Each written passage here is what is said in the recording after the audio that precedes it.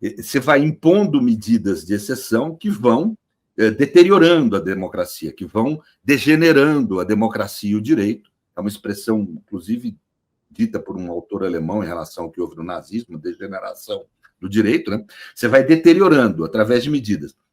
Isso já houve em muitos países, Hungria, Polônia, Turquia, etc. e tal. O que o Trump inaugurou, ele fez o mesmo método, né? Ele foi mais inteligente que o Bolsonaro, não teve negócio de querer fazer old fashion, bater um decreto de cidade que suspende o direito de todo mundo, isso é se expor muito a tiro. Ele fez medidas de exceção, só que o que ele fez de novo, ele concentrou no tempo. Ele fez em muito curto tempo muitas medidas de exceção. A liberdade de expressão já não há nos Estados Unidos como havia. Hoje, o Estado controla a expressão de conhecimento científico, seja na área de exatas, humanas ou biológicas, né? Todas as pesquisas são controladas, de forma que você não possa expressar certas palavras, que você não possa desenvolver certos temas, né? O sujeito que é financiado pelo Estado ou que é agente público, antes de apresentar qualquer proposta no Congresso Científico, tem que passar antes por uma comissão, né? E uns sistemas de computador controlam os trabalhos financiados por bolsa no mundo inteiro, não só nos Estados Unidos. Então, não há liberdade mais de expressão acadêmica. Também no âmbito da arte, só recebe financiamento do Estado e só pode ser produzida pelo Estado obras de arte, segundo a ordem executiva dele, que tem uma estética clássica, portanto, ele interfere até na estética. Foi decretado estado de exceção numa parte dos Estados Unidos, sem ter esse nome, mas é esse o sentido, suspensão de direitos, etc., na região de fronteiras. É uma série de medidas que, na realidade, num período muito curto de tempo, deterioraram a democracia norte-americana. A complementação disso seria realmente suspender o habeas corpus, porque qual que é a intenção disso? Interferir no judiciário. Já há uma grande tensão entre o judiciário e o executivo nos Estados Unidos. Pela primeira vez na história, um presidente norte-americano foi admoestado publicamente pelo presidente da Suprema Corte, pelo chief, né, da Suprema Corte, que admoestou o presidente Trump de que ele não deveria ameaçar os juízes que dão ordens judiciais, eventualmente, contra atos do Estado, né?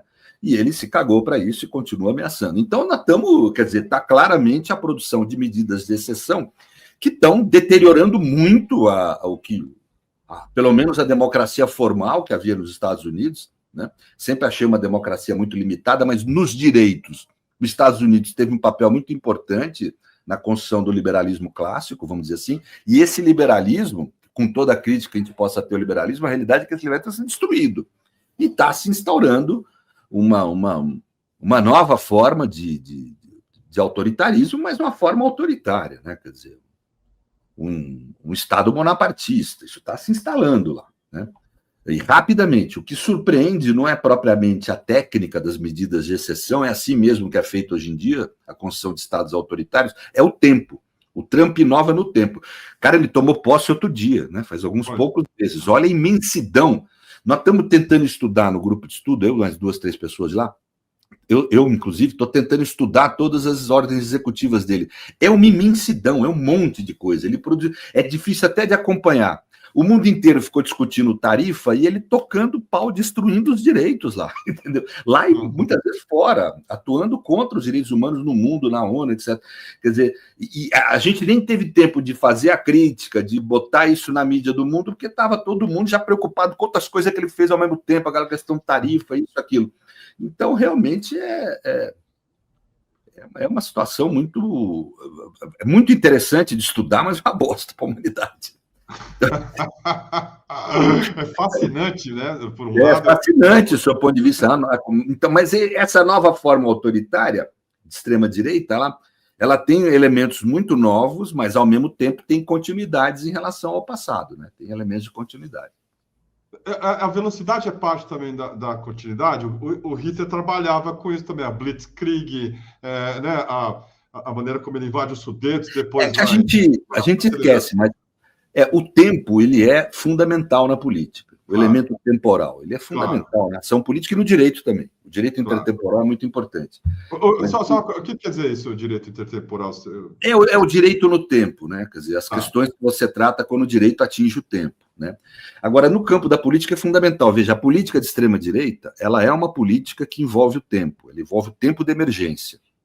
Eu preciso resolver certos problemas públicos e não vou perder o tempo que a democracia exige para debater e discutir.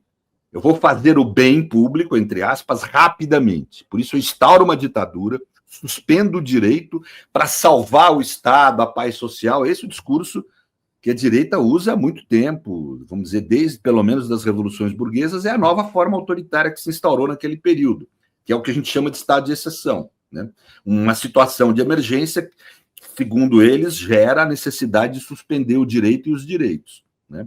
Você sacrifica o direito para salvar o Estado e a sociedade, né? Quando o Bolsonaro fala, como é que é, direitos humanos para humanos direitos, esse tipo de papo, é isso, quer dizer, né? Nós precisamos salvar o Estado do ataque dos seus inimigos, que são os bandidos, então vamos suspender os direitos para salvar a paz social, a ordem social, o Estado, e etc.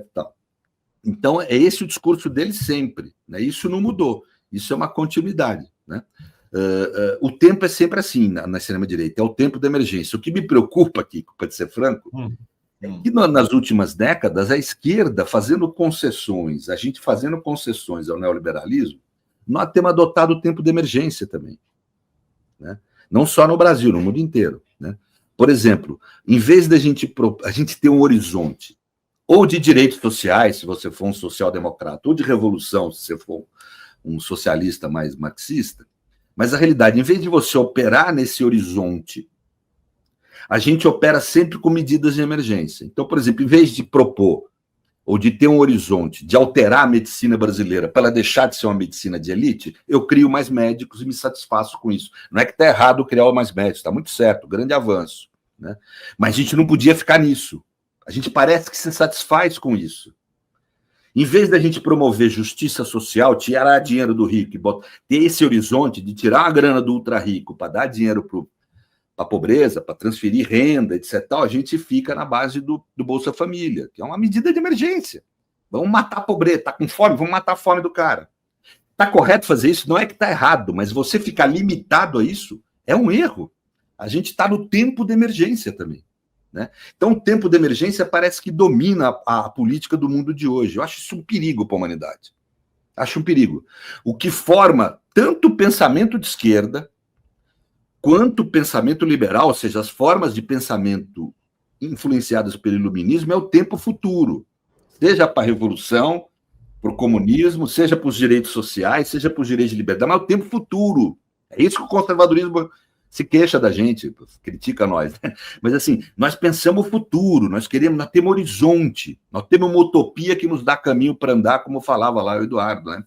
Então, isso é próprio da gente, né? E não é só da gente esquerda, dos liberais também, né? Pois esse tempo futuro, ele está comprometido hoje em dia. Nós estamos operando na política do tempo de emergência, isso favorece a extrema-direita. Porque eles sempre operaram no tempo de emergência. Apagar incêndio sem propor nada, sem ter um horizonte. Vamos falar francamente, quando que a esquerda brasileira, quanto tempo faz que não discute projeto de futuro, definições, né? Eu sou velho já, mas na década de 80 a gente debatia isso direto dentro do PT, etc., em outros ambientes também de esquerda, né? Progressistas, vamos dizer assim, sabe? Ficava um eterno debate, que modelo que a gente vai ter no futuro de sociedade. Tudo bem, isso muda com a prática, com a força dinâmica, mas a ideia, ela passa a ter materialidade quando ela orienta a atuação, né? Isso Marx falava, quer dizer, a ideia ela não tem muito sentido, ela é meramente subjetiva quando ela não orienta a ação humana. Quando ela orienta a ação humana, ela é importante, porque ela implica em conduta material, né? Agora, hoje a gente está sem esse horizonte, né? Isso é perigoso para nós, a gente vai se descaracterizando, perde a força. Como é que você mobiliza as pessoas? Você não vai mobilizar pelo poder. Há um pragmatismo tóxico na esquerda mundial. A gente fica só operando com operações de poder, assim, ó, quero esse espaço, quero aquele outro espaço, quero não sei o quê, né? E não constrói futuro, né? Não constrói um futuro. E isso é ruim, porque, na minha opinião, porque como é que você mobiliza as pessoas? Não tem poder para todo mundo. Nós não conseguimos, nós precisamos de 50 milhões de votos. Nós não tem 50 milhões de cargos. A gente tem que mobilizar por ideias, por projetos, né? A gente mobilizou um pouco pelo medo da extrema-direita ultimamente, mas precisamos sair disso, precisamos ter projeto de futuro. Seja qual for, qual a forma de construção, tal. Isso era uma coisa que a gente tinha que se preocupar, eu acho. Ficar no tempo da emergência me parece um equívoco, né?